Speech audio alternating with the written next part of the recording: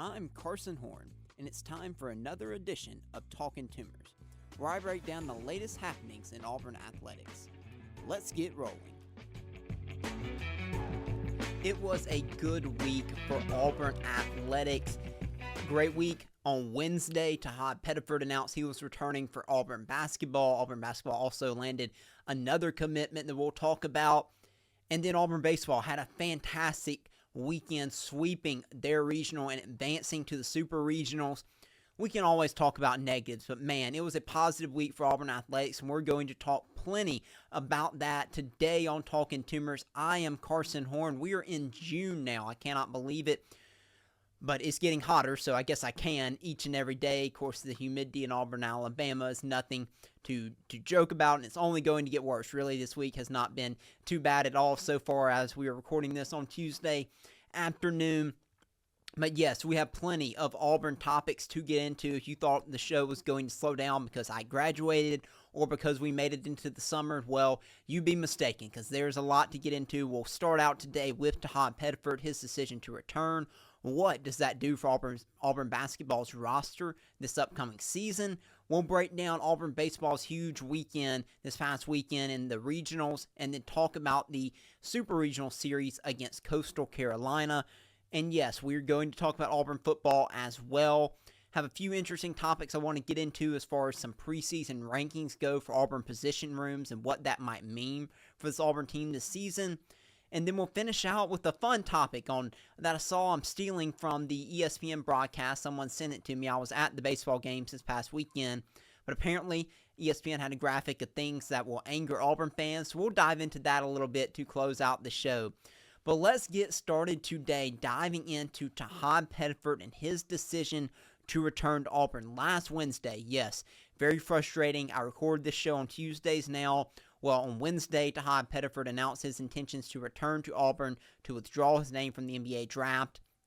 I wish he could have done it a day sooner, where I could have talked about it last week. But hey, he's not worried about my schedule, and he shouldn't be, as I kid a little bit there. But he announced his decision to return. And this is massive. Massive for Auburn. He will be the only returning player from last year's Final Four team to return to Auburn.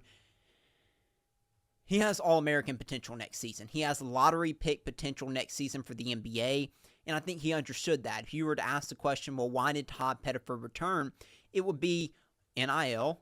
He's going to have a chance to make plenty of money. It would have a chance to end up being a lottery pick in next year's draft, and a chance to be a star in college basketball. Those are all tremendous reasons to return. It's a positive of NIL. 5-10 years ago, this wouldn't have happened. The player would have gone on to the NBA draft if they were fringe first or second round. But now, with the opportunity to earn millions of dollars in college basketball now, Tahaad Pettiford's able to return to Auburn, make good money, and hopefully, for him, improve his draft stock, and then also help Auburn compete for championships yet again this season. His potential is through the roof. He still needs to get better and improve in a lot of areas. He knows that. I'm sure he will use the feedback he got from NBA scouts on certain areas that he needs to improve on, and he'll work on.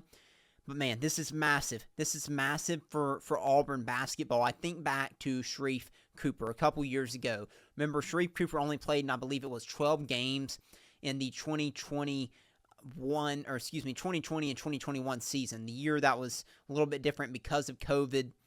Sharife Cooper didn't play in many games because he was withheld because of an NCAA investigation for a little bit. But anyways, he plays that season, if you remember, and then he goes on to the NBA draft. He ends up not getting drafted until the second round, despite being a 5-star guard coming out of high school. Really talented player, really good player. But he only gets drafted in the second round and never is able to really make it in the NBA. Was a really good G League player for a few years, but never made it in the NBA. And I think about what might have happened had Sharife Cooper returned and played with Jabari Smith and Walker Kessler that next season for Auburn. Maybe that Auburn team doesn't get bounced in the round of 32. Maybe that Auburn team makes the Final Four. I don't know. That's a big what if in Auburn basketball history. But I make that point because I do think that this is a little bit of chance at redemption for Auburn fans. I think that Sharife Cooper's decision was probably telling. I don't know if Tahaad Pettiford considered that at all. Probably didn't. But that is what I would compare it to. I would compare Tahaad's decision to stay as a decision that Sharif Cooper probably should have made a few years ago. Well, Tahaad decided to stay instead of following that same path and going to the NBA and drafted possibly second round and then being stuck in the G League. Said he's going to return. Look, the result might be the same for him in the pros as it was for Sharif Cooper, but it may not be, and it might be a really good decision that Tahaad decided to come back. We'll find out. Either way, this is a really good decision for really good news for Auburn, despite whatever happens in the pros for Tahaad in the future. This is great news for Auburn. Along with that news last Wednesday, Auburn also added Philip Jovic, a 6'8" or 6'9" forward, depending on what site you look at, from the European leagues and the FIBA leagues. One of the FIBA leagues out there, there's a bunch of them. He averaged 12 points per game in the league he was in with 4 rebounds. Really athletic player. Just a little bit that I've watched of him. Very athletic. Seems like he needs to improve his shooting, but seems to be pretty good around the basket. I think he'll be 20 years old here this season at Auburn. He's played professionally just in Europe. How will that translate to the SEC? I don't know. I think he'll have a more physical body than, say, someone who's coming out of high school. But how will he develop and evolve into playing SEC basketball? That remains to be seen. But Auburn needed another addition in the front court to add to go along Emeka Oporum and Keyshawn Murphy, Sebastian Williams-Adams, Keyshawn Hall. A couple of those guys. Auburn needed to add another big man in there. And the add in Philip Jovic, who can play the 4, can possibly play the 5 as well. We'll talk about the roster here in just a few minutes. But this was probably the final piece to Auburn's roster. We haven't gotten confirmation on that from Bruce Pearl, but it does seem that way. I don't know if anyone else at Auburn is currently pursuing out of the transfer portal.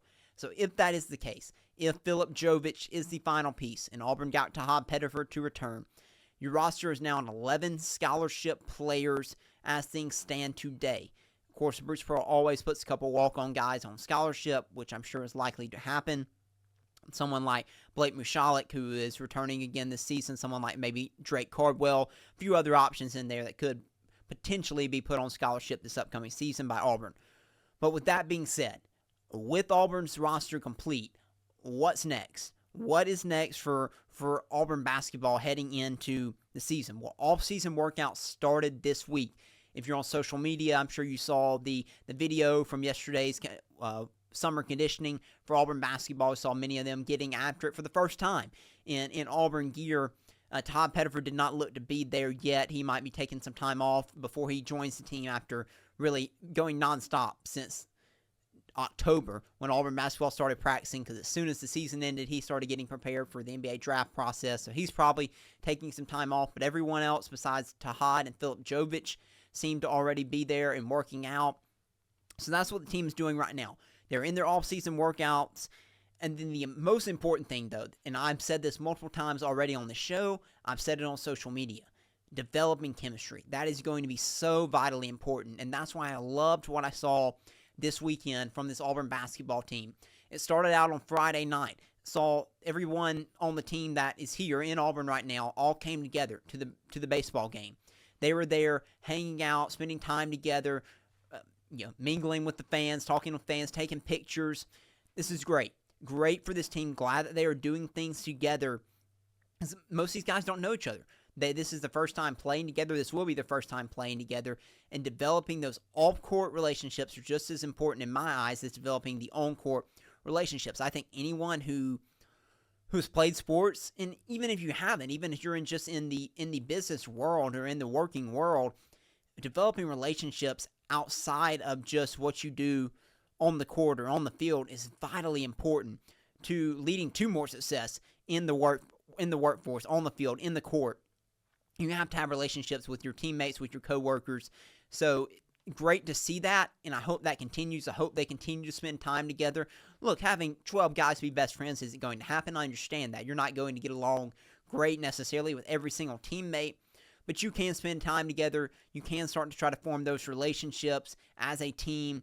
And it was great to see those guys there this weekend for Auburn baseball, and it was great to see them spending time at the lake as well with the coaching staff there too at Bruce Pearl's Lake House. He does that every summer, having the basketball team come to the lake, Again, those are important things, and I'm sure there's other stuff going on that hasn't been publicized that will help develop the chemistry of this team, because this is, again, a brand new team besides Tahaad Pettiford. These relationships are going to be very important if Auburn's going to want to have success on the court.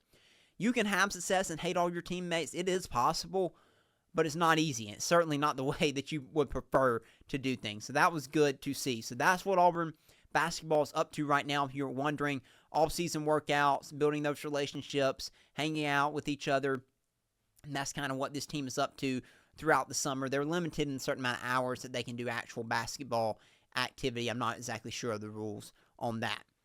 With that being said, I know many of you are wondering, well, what is this roster? What is the rotation going to look like next season?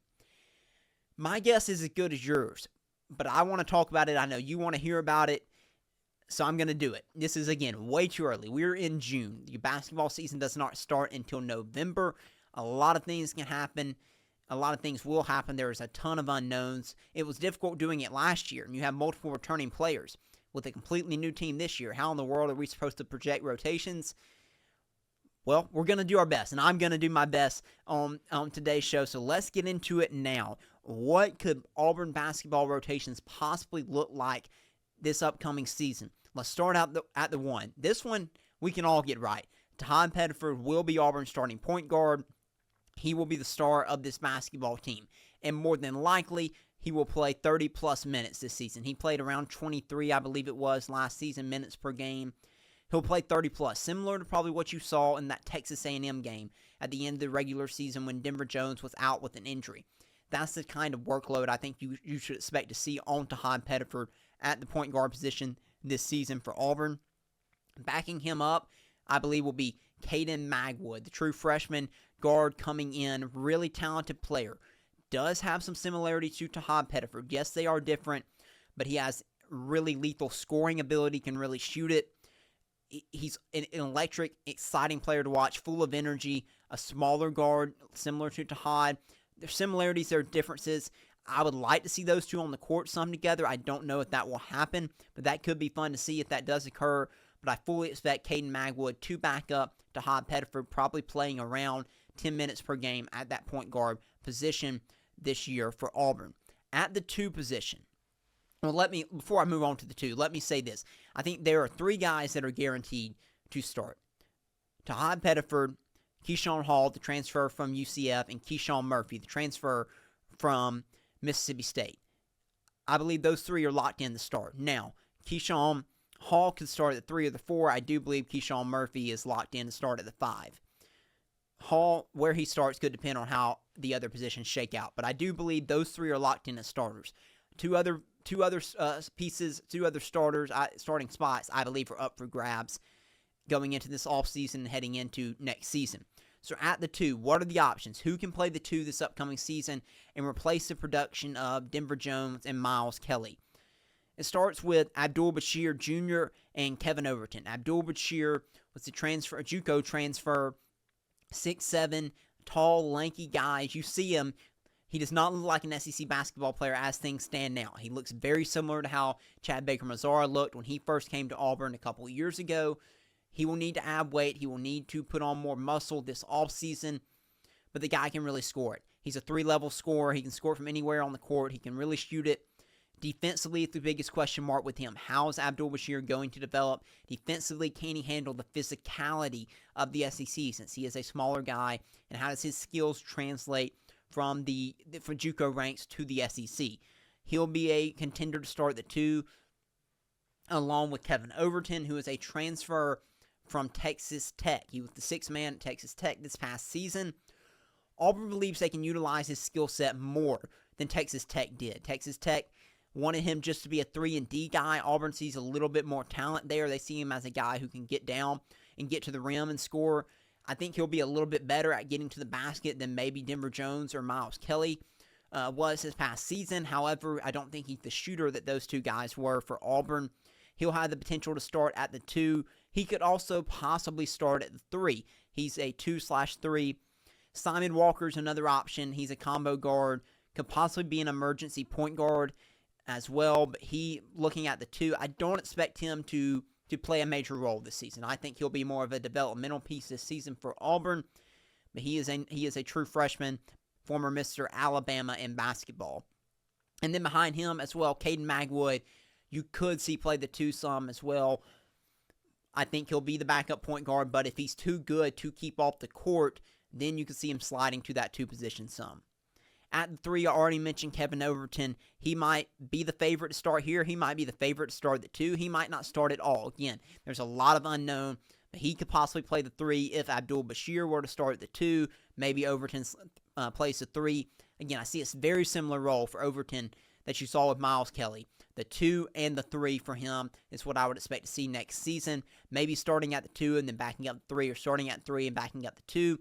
I don't know, but I do expect him to play both positions this upcoming season for Auburn. He is an excellent defender. As things stand right now, he is the best defender on this Auburn basketball team. He will play that Denver Jones role where he will be defending the best scorer on the opposing team night in and night out. Auburn's going to put a lot on his shoulders on the defensive end, especially with a team that might be lacking in some defensive pieces. I'll get to that here in just a couple minutes. Elijah Freeman is another guy who could start at the 3 for Auburn. He's a Division II transfer. If you remember, this was this was the top Division II transfer. Auburn was after him along with Tennessee and Indiana. This was a massive get. Tons of potential here for Elijah Freeman to be a fantastic player for Auburn this upcoming season. We'll see how he pans out, though. We saw it took a little bit for Channing Johnson to be able to translate his skill set from Division II to SEC. How does that process go? How quickly will it go for Elijah Freeman? Could determine how much he is able to play and how big of a role he can play for Auburn this season. And then behind him, or not even behind him, but another guy who could possibly play the 3 is Keyshawn Hall. He can play the 3 or the 4, so there's a possibility for him there. Right now, I see him more starting at the 4 versus the 3, but he can play both. So at the 4, I'm going to start off where I left off there with Keyshawn Hall. He was the Big 12's leading scorer last year at UCF. He can really score it. Him and Tahaad Pettiford, I believe, will probably be Auburn's 2 leading scorers this season. He can shoot it. He can get downhill. Extremely athletic. He's a fantastic player. And this was the first addition that Auburn made out of the transfer portal, and it was a massive one. I cannot wait to watch him play this year. Philip Jovich is another guy that Auburn, again, added this last week. I believe he'll play the 4 mainly, could play the 5 some. My expectation is he will back up at the 4. He will not start at the 4, but maybe he is better than I'm anticipating. Maybe the adjustment isn't as big as I think it might be from the European League over here into the SEC.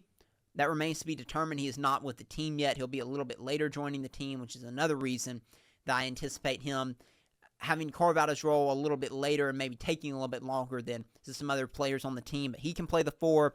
And then Sebastian Williams-Adams. This is the 3rd true freshman in Auburn's signing class coming in. 6'7", 6'8" player. Defensively, athletically, I think he's there. Offensively, I think his skill set has a ways to go. So how many minutes can he play? Can he give you 5-10 minutes a game where he can provide some good defense, some good energy off the bench, where he can score a little bit in the paint? We'll see. I think him and Simon Walker have a lot of development that needs to be done. But I would say that SWA, Sebastian Williams-Adams, is closer to playing meaningful minutes right now as I look at things in June than Simon Walker. And then at the 5, you've got Keyshawn Murphy, who I fully expect to start there, the transfer center from Mississippi State. Mississippi State's 2nd leading scorer last season. Really good defender, really good rebounder. Can he continue to grow offensively? And I think he'll do better offensively in Bruce Pearl and Mike Burgermaster's offensive system. Fully expect him to improve offensively this year at Auburn. And then behind him, I think you'll have Emeka Oporum, the transfer center from JUCO. His development is going to be key for Auburn. If he does not develop how Auburn hopes he will, then you're looking at possibly having to play someone like a Philip Jovich at the 5 and having to go a little bit more small ball overall if Emeka Oporum cannot develop and be a solid rotational piece for Auburn. Can he be like Dylan Cardwell a couple years ago, where he can give you 10 to 15 minutes, solid minutes per game, get you rebounds, play good defense, Not necessarily expecting much offensively, but can he give you that? We'll see. Again, looking at this roster, there's a ton of flexibility. I just mentioned pretty much everyone can play multiple positions. Even Keyshawn Murphy could play the 4 as well. The only guy who I would say is mostly locked into one position would be Emeka Oporum. I think everyone else could play multiple positions, and a couple guys likely will play multiple positions. That is great. You had that with this past year's team. Really good to have positional flexibility there, because more than likely, not everyone's going to pan out. That was the case this past season for Auburn. J.P. Pegues did not pan out how Auburn expected him to. But Tahaad Pettiford, he ended up being better than you expected. But because of the flexibility of your roster, you're able to make up for the transfer point guard that you brought in to start not panning out.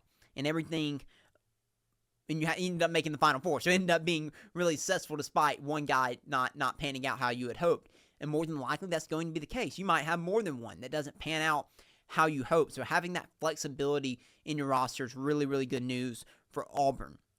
This is arguably a deeper team than last season. I don't even think you would get much of an argument from anyone on that. This team is deeper than last year's team.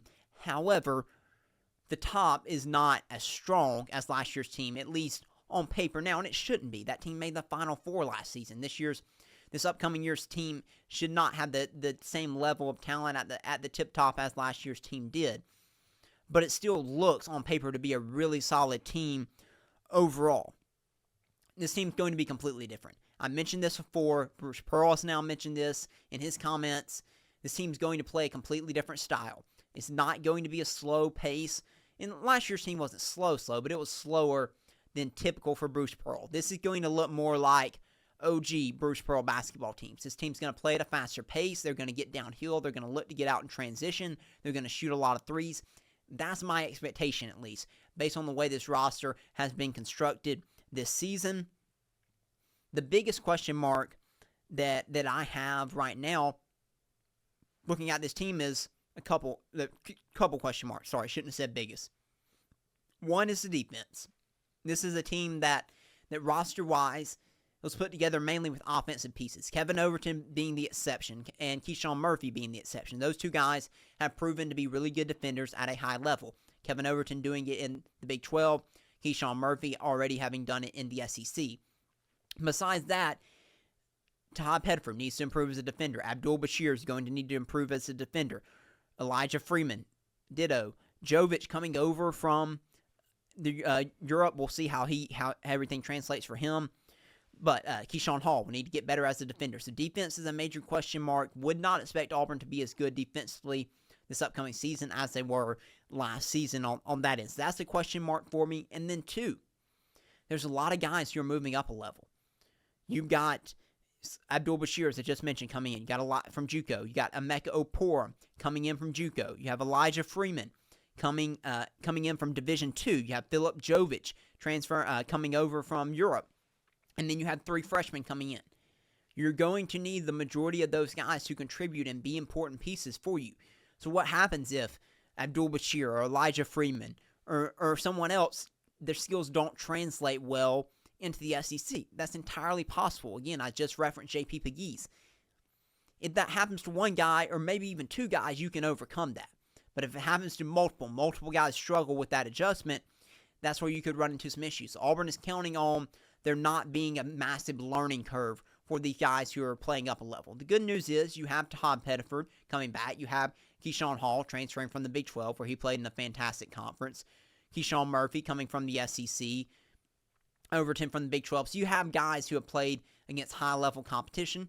So I think there will be a good enough balance there. Well, Auburn should be okay, but that is a question mark I have, especially with Elijah Freeman, I think, and Abdul Bashir. Those 2 guys, I think Auburn really needs to be really good players for them next season, and those are 2 guys that are going to have to really step it up a level, and we'll be stepping it up a level in competition. Okay, we spent a while there on Auburn basketball, but there was a lot to get into. I know many of you were excited about the roster probably being finalized, as was I, so I wanted to do a deep dive into that. I don't know how much more we'll talk about Auburn basketball throughout this summer, but certainly we will if there's new news or new additions or new topics that you all are interested in. but we'll keep a track on everything and see if what Bruce Pearl and Stephen Pearl have to say throughout the rest of the summer whenever they speak to the media again. So we'll definitely keep you updated on Auburn basketball news. But moving on to Auburn baseball. How about the weekend for Auburn baseball? Auburn baseball hosted a regional again this weekend for that was the third time in I believe the last 4 years. And Auburn dominated this regional. Auburn never trailed in a single game. In the 3 games that Auburn played, Auburn swept the regional, went 3-0, never trailed. Auburn beat Central Connecticut State 9-5 on Friday night. I honestly thought it was not a very good game from Auburn. I thought Auburn was sloppy defensively in this game. Could have been better, but Auburn got the win. Auburn beat Stetson 8-5 on Saturday night. Now, this game was excellent. This was really fun baseball. This was, in my eyes, college baseball at its best. Give Stetson credit, man. They had time and time again where Auburn thought that this game was over, and that you would have thought that Auburn just could put Stetson away, and this team kept fighting. This was an impressive group of baseball players. They were extremely resilient. They beat NC State in the 3-2 game on Friday, and that's why they played Auburn in the winner's bracket game on Saturday. And they gave Auburn everything that Auburn would have wanted. And it was a really fun game to watch. But Auburn found a way to win that game. And then in the championship game on Sunday night, Auburn just obliterated. North Carolina State had a 7-run, I believe it was 4th inning, and won this game 11-1. Great weekend for Auburn. They got to change the number of regionals on the scoreboard on the War Eagle Wall to 5 regional championships now in program history. Butch Thompson surpassed Hal Baird for the most regional championships in Auburn baseball history with 4 now. And now Auburn gets to stay at home now and host the Super Regionals for the 5th time ever playing in a Super Regional. It's the first time ever playing at home, which was kind of hard for me to fathom. But yes, the postseason bracket and all that has changed over the years for college baseball, so that's part of the reason for it. But first time Auburn will host the Super Regional at home. It is going to be electric at Plainsman Park this weekend. But before we get to that, just a few standouts from this past weekend for Auburn baseball. Starting with the pitching. The pitching for Auburn baseball this weekend was really, really good. Carson Myers came in on Friday night after Cam Tilley struggled a little bit in his start Friday night, got off to a little bit of a rough go of it. Carson Myers came in and shut Stetson down. He was excellent in this game and played a big role in Auburn being able to get that win, over Central Connecticut, not Stetson. In Saturday, Sam Dutton got the start against Stetson, went 7 innings, threw over 100 pitches. He had not thrown in a game in over 2 weeks. I was concerned he would be rusty. I'm sure the Auburn coaching staff was concerned. But it was a gutsy performance. It wasn't easy. It wasn't his best outing of the year. He had to battle through some issues. He had a battle through some adversity, but he did it. And the emotions ran high at the end of that game you're watching, where he got frustrated with some calls late in that game and ended up having to get pulled there at the end. But man, really, really impressive performance from Sam Dutton. It was exactly the type of performance you needed from your ace. Someone to go out there and to eat up innings where you know that the arms are at a premium when you're in a big tournament like this. You're going to need every arm, so the more arms that you can save is great. And Sam Dutton ate up innings. He battled through adversity, and it was a really good performance for him for the first time getting a start in over 2 weeks. And then Ryan Hetzler came in and closed the door. There was a little bit of a chance there for Stetson to even get back in it, tie it up, or take the lead. Ryan Hetzler came in relief and shut down Stetson and sealed that game for Auburn. And then finally on Sunday, Andreas Alvarez, the true freshman, got the start in the game against NC State and had his best outing of the year. He was exceptional. Threw 5 innings in this game, gave up no runs. And then Cade Fisher came in relief and held it down the rest of the way. Only gave up 1 run in the final four innings of this game for Auburn. Just outstanding job by Auburn's pitching staff. And I know that was great to see. It's been great to see Auburn's pitching do well all year, but especially after Auburn's pitching being the main reason that Auburn struggled the way they did last season, had the down year they had last season. To see this Auburn pitching staff go out there and do that this weekend against 3 good teams was very exciting to see, I know, for many Auburn fans. As far as the hitting goes, how about the weekend for Auburn star Ike Irish. He went 7 for 14. He hit 2 home runs and 5 RBIs. He was the all-tournament team player. And then Bub Terrell, though, was the MVP of the regional. Get this stat line. This stat line is unheard of. Bub Terrell went 8 for 11 with 8 RBIs. That's insane. The true freshman out of Alabaster, Alabama. What a weekend for him. A weekend he will certainly never forget. Just outstanding stuff. Super happy for him and this Auburn baseball team. And as I already mentioned, Plainsman Park was on fire this past weekend. Incredible environment. It was a lot of late nights for Auburn because of the rain, delaying a lot of the games. But incredible environment. Auburn set records for attendance as you were expecting this past weekend. And I expect that to carry over into this weekend when Auburn will host Coastal Carolina in the Super Regionals. If you don't know how a Super Regional works, if you don't follow college baseball that closely, but you're paying attention now that Auburn is in it, there are 16 teams left that are competing for a national championship, meaning there will be 8 series this weekend. Auburn is hosting Coastal Carolina in the Super Regional. It is a best-of-3 series, so you win 2, you advance to Omaha for the College World Series. 8 teams will advance to Omaha for the College World Series. And coming out of the Auburn Super Regional, it'll either be Auburn or Coastal Carolina. Coastal Carolina enters this Super Regional the hottest team in college baseball. The Chanticleers have won 21 straight games. 21. You didn't mishear me. They are 51-11 overall, won the Sun Belt.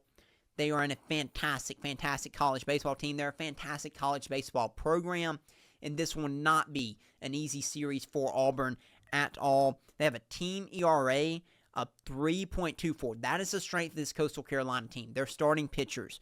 They have 3 excellent starters. The 3 starters have a combined record of 24-3 this season. That is an insane stat, and they have an incredible rotation, one of the best, if not the best, rotations in college baseball. Runs will be hard to come by. Offensively, they're solid, but they're not an elite hitting team. I saw one person compare this Coastal Carolina team to LSU, who Auburn did sweep earlier in the year. LSU having a really good pitching staff, but struggling a little bit hitting-wise. Maybe that's a fair comparison, maybe it's not. But suffice to say, this will not be an easy series for Auburn, and Auburn's going to have to play at its best to win it. Auburn pitching, as I just mentioned, is going to be really important to be able to match this Coastal Carolina rotation. Guys like Sam Dutton are going to have to step up and have big outings. Auburn needs Cam Tilley to get back going. Carson Myers, Andreas Alvarez, even guys you didn't see this week like Chatterton. You're gonna need to see guys like that step up along with Auburn's bullpen to pitch really well. And Auburn's offense, which has been the strength of this team, I would argue, this whole season, is going to have to find a way to manufacture runs against this Coastal Carolina rotation and this Coastal Carolina team as a whole. It shouldn't be easy. When there's only 16 teams left in college baseball, when you're in a super regional, the road to Omaha should not come easy, and it doesn't. But Auburn has a chance this weekend to make its 3rd trip to Omaha under Butch Thompson, to have a chance to compete for the College World Series. Friday night's game scheduled for 8 p.m., Saturday's game scheduled for 2 p.m., and then there will be a game on Sunday if it goes to 3 games, if that game is necessary. I cannot wait to be there. It is going to be another fun environment at Plainsman Park, and I think Auburn's going to get it done. I think Auburn's going to advance to the College World Series again this season. I think they'll take down Coastal Carolina. Okay, shifting gears now to football. Let's continue our series of summer opponent previews. Today we are discussing Auburn's 5th game of the year against Texas A&M. Texas A&M went 8-5 last year. Mike Elko is entering his 2nd season as the Texas A&M head coach. We all remember this game from last season, at least I do. Texas A&M came to Auburn. Auburn finally got that marquee win that had been missing all season long. Fans stormed the field. I stormed the field. It's a great memory. I'll certainly never forget it. Thankful I got to experience that as a student at Auburn in my senior year. But now Auburn will have to travel to College Station this season to face what I believe is going to be a really good Texas A&M team this season. I know, I already hear the imaginary voices in my head pushing back, saying we say this every year about Texas A&M and it never comes to fruition. I get it, but I'm still going to say it. I do believe this Texas A&M team is going to be really good this year. Their over-under win total is set at 8.5 according to FanDuel Sportsbook and most analytics sites. They have a top 10 high school recruiting class and a top 10 transfer portal class. The talent is there, just like it is at Auburn, just like it is at many programs in the SEC. They are a very, very talented group. Last year, they were 49th in total offense. I expect them to take a big step offensively this year. Marcel Reed returns as the starting quarterback for Texas A&M. He took over as the starter last season and did a fairly solid job. Assuming he continues to improve like he did last season, gets better as a passer, they continue to figure out how to play to his strengths overall as an offense, I think they're going to be really good offensively. They also have one of the best running back rooms in college football with Le'Veon Moss and Reuben Owens both returning this season. And they have the best offensive line in the SEC, if not in college football. Extremely veteran offensive line, so a returning quarterback, a great running back room, and a really good offensive line leads me to believe this Texas A&M offense could be really good this upcoming season. At receiver, probably their only question mark on the roster offensively, but they added Mario Craver, transfer from, I believe, Tennessee, and then KC Concepcion, who was one of the top receivers in the transfer portal, along with Eric Singleton, who Auburn added. They added those two guys at wide receiver, and I think that'll help shore up that room, make it more formidable this upcoming season, and therefore I expect a big step offensively for them. Then on the defensive side, they were 35th last year in Team D, which from Mike Elko is too low. If you don't know who Mike Elko is, he's a former defense coordinator at Texas A&M before he went to Duke to be the head coach, and then A&M hired him to replace Jimbo Fisher. He's known for his defense, and he's not going to put up with a defense that was as bad down the stretch last season as Texas A&M's was, including in the game against Auburn. I fully expect them to be much, much better defensively this upcoming season. So, as far as game notes go for this game, this will be the second of back-to-back road games for Auburn. Auburn will have travel to Oklahoma the week before, and then we'll have to head back out west to travel to College Station the following week. From a logistical standpoint, this isn't ideal. Not ideal at all for Auburn to have back-to-back games, having to travel a fairly solid distance, one to Oklahoma and then two to Texas A&M. This will be Auburn's second SEC game of the year as well. And Texas A&M enters this game off a bye week. So not only is it bad logistics for Auburn, A&M's also coming off a bye. So Auburn's coming off of having to travel to Oklahoma and back, and then back out to Texas. Texas A&M, meanwhile, has been sitting at home for a week. Not favorable from a logistics standpoint for Auburn in this matchup when we're looking at it here this summer. I think this is going to be a tough game for Auburn because of the back-to-back road games and because of Texas A&M and the type of team I think they're going to be this season. Roster talent-wise, they are similar to Auburn, but I'm not sure how Auburn's going to match up with A&M in this game. I don't like the looks of this, and if I had to predict the season right now, this is certainly one that I'd be writing down an L for Auburn in. But again, it's only June. A lot can happen before we get to this game, and I believe in September or maybe early October. I think it's late September, though. So plenty can change here before we get there. But as of June, I don't love this spot for Auburn. Okay, I wanted to do this segment, we're sticking with football here, on Pro Football Focus. If you don't know who that is, they're a site who ranks and grades players and teams and so forth and so on for the NFL and for college football. Some people love them, some people hate them. Like anything you read, take it with a grain of salt. Use it if you want to. If you want to dismiss it, dismiss it. That's fine. I would say at least acknowledge it and then do with it what you will. So I'm going to acknowledge it, and I'm going to discuss Pro Football Focus's preseason position rankings and where Auburn fell in those. They haven't finished doing the list yet, but what they have so far, they have finished the offensive side of the ball. So that's why I'm going through where Auburn ranked in Pro Football Focus preseason offensive position room rankings. Why does this matter? Well, I think it tells a big story of the expectations for Auburn this upcoming season. According to Pro Football Focus, they ranked Auburn's offensive line as the number 7th offensive line. No, not in the SEC. in the country. Yes, that is how highly Pro Football Focus thinks of this Auburn offensive line heading into the season. So if you thought I was hyping up Auburn's offensive line too much, well, Pro Football Focus would say I was not, because I don't even think I've hyped them up as much as being a top 10 offensive line in the country. But that's the expectation. When you have a guy like Connor Lew returning at center, when you bring in one of the top transfer tackles in the portal and Xavier Chaplin, when you have Dylan Wade, Jeremiah Wright returning, along with Isavion Miller, and then you also brought in Mason Murphy from USC. The talent is there, the potential is there, the returning experience is there. All the things that that we talk about that should make for a successful offensive line is there for Auburn this season. Does that mean Auburn's offensive line will be good? No, it doesn't necessarily mean that. You can have all the returners in the world, and Auburn had that for years, and they were still bad offensively because the players just weren't good enough.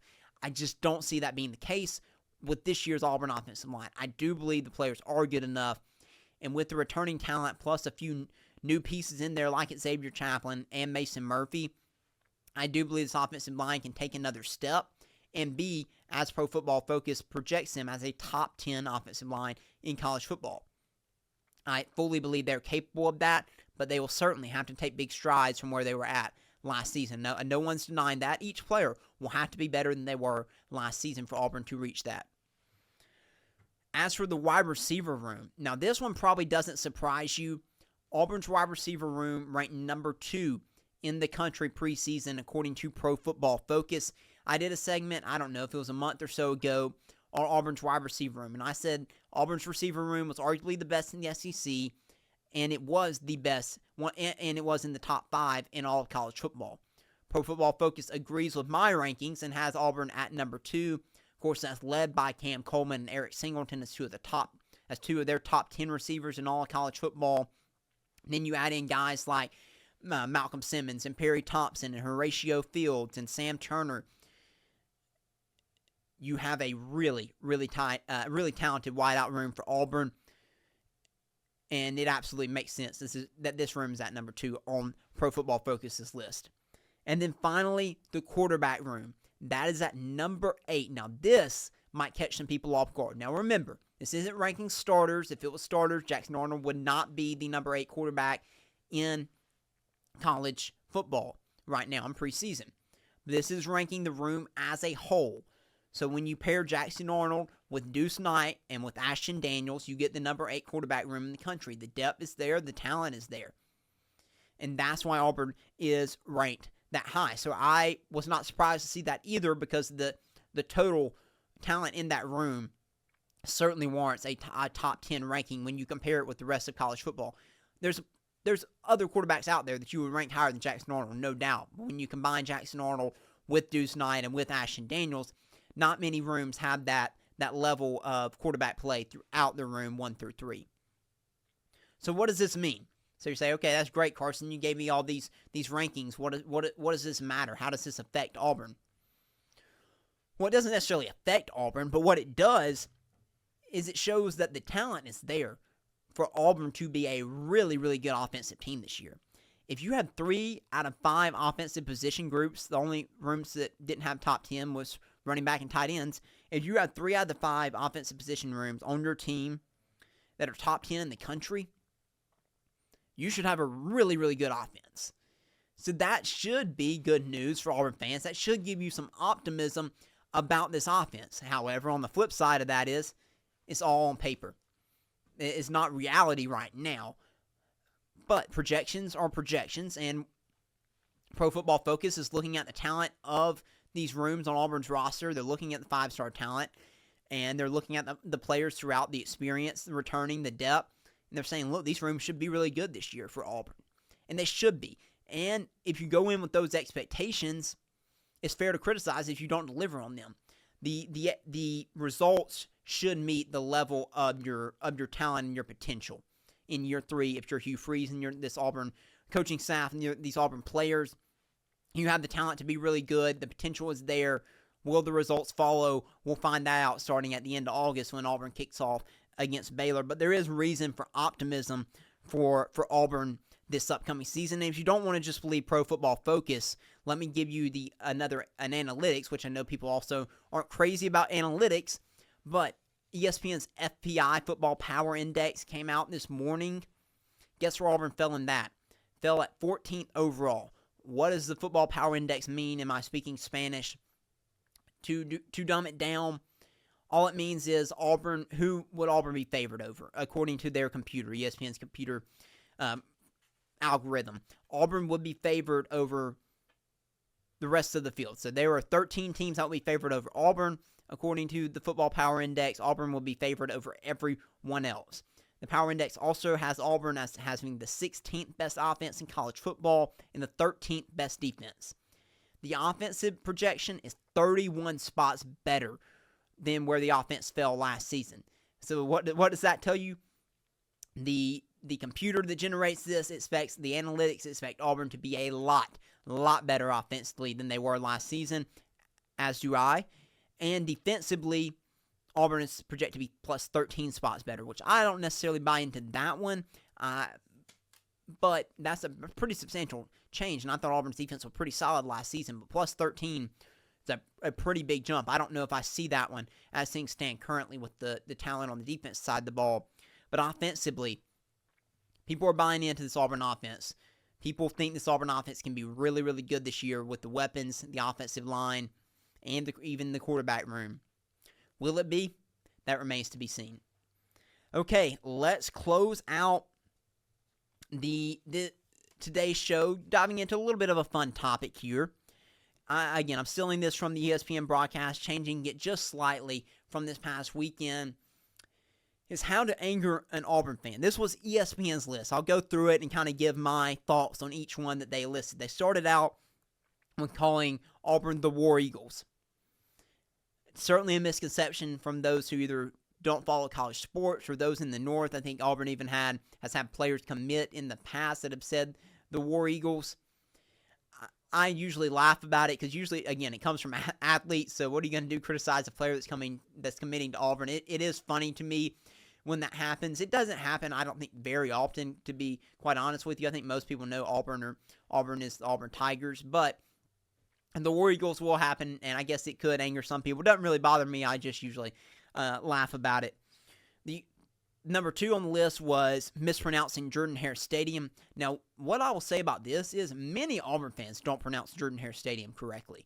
Many Auburn fans pronounce it Jordan-Hare Stadium, and that's not correct. That's pronouncing it like my cousin Jordan. It's Jordan, excuse me. See, even I messed it up there, but named after Suge Jordan, who did not pronounce it Jordan. He pronounced it Jordan, and therefore the stadium is Jordan-Hare Stadium.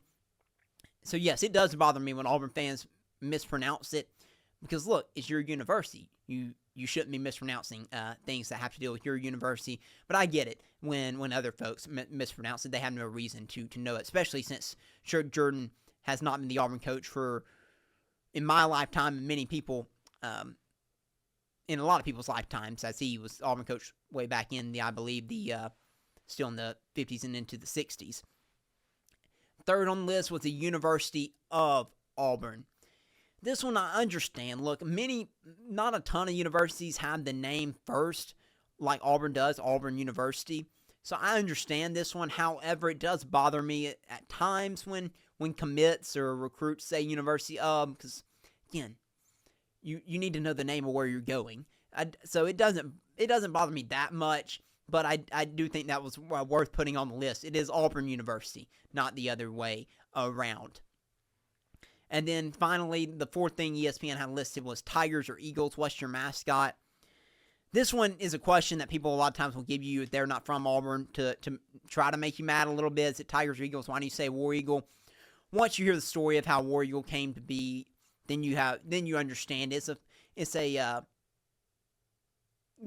your chant, I guess, if you will.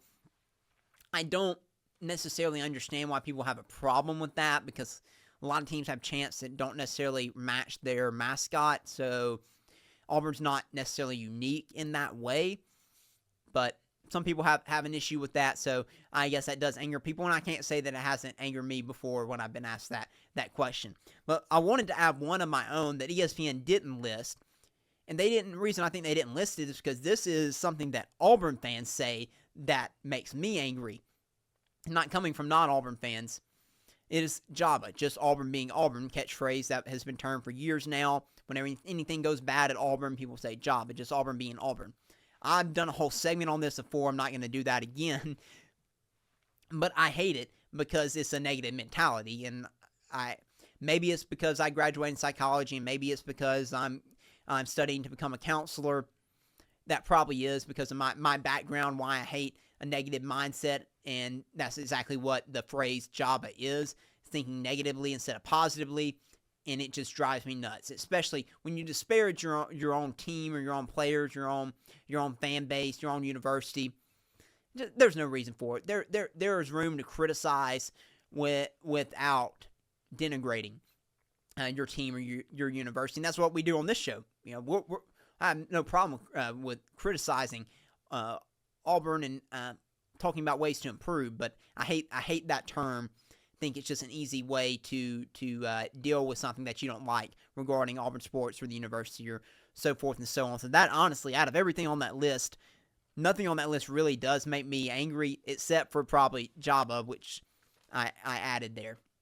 But I wanted to do that segment. Thanks, ESPN, for that idea. I appreciated my friend who sent me that screenshot from the game so we could discuss that on today's show. We had a lot to get to. It was a busy week last week for Auburn athletics, between Auburn basketball and Auburn baseball having a big week in the regionals. We'll have plenty of coverage breaking down the results of the super regionals on next week's show for Auburn baseball.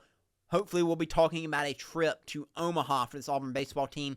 We'll find out this weekend, depending on how Auburn does. Looking forward to being there for the super regionals this weekend in Plainsman Park. But we're going to wrap it up. I need to go get a haircut.